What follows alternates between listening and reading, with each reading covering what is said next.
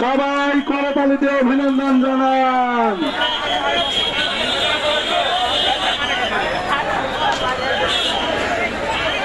জনগণের ভালোবাসা কি জিনিস প্রিয় ধারণা, দীর্ঘ তিনিক্ষার পরে মুস্তাফিজুর রহমান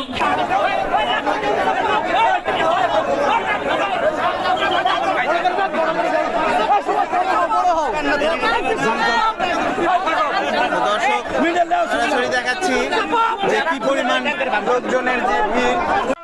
জনতা আগামী দিনে আপনার নেতৃত্বে একটি বাস্তবায়ন চায়। আগামী দিনে আপনার নেতৃত্বে এই বাংলাদেশকে শাসন করার, বাংলাদেশের মানুষের সেবা করার সুযোগ আপনাকে দিতে চাই। আপনার নেতৃত্বে আমরা এই বাংলাদেশের কোটি মানুষের মুখে হাসি ফুটাবো।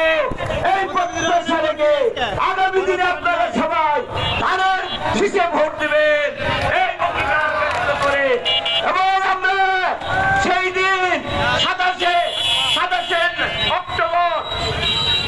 অক্টোবরে আমরা ঢাকায় গিয়েছিলাম মিটিং। সেই দিন আমাদের নেতা, প্রাণের নেতা, 18 কোটি মানুষের নেতা, যিনি গণতান্ত্রিক বিশ্বের এখন রাজনীতির মডেল হয়েছেন, তিনি সেই দিন যে বক্তব্য রেখেছিলেন আমাদের সামনে হাজার হাজার মানুষ শিক্ষিত হয়েছে। আমরা কথা দিয়েছি আমরা সবাই এক হয়ে ঐক্যবদ্ধ হয়ে আমরা কাজ করবো।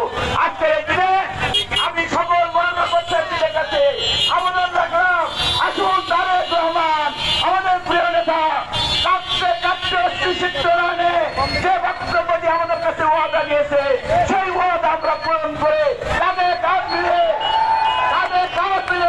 এই নিয়ামতপুর পৌঁছার সবার মানুষের ভাগ্যের পরিবর্তন ঘটাবো প্রত্যাশা রেখে শেষ করলাম। আল্লাহ হাফেজ। বাংলাদেশ জিন্দাবাদ।